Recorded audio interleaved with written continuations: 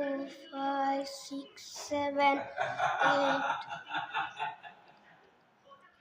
बाबू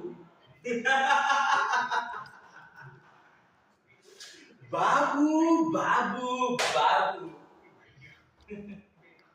बाबू तुला काय वाटत की हा हरेश तुझा नोकर आहे मग?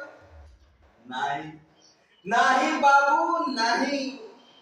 हा हा हरेश अजून कुणाचा नोकर राहिला बनलेला नाही.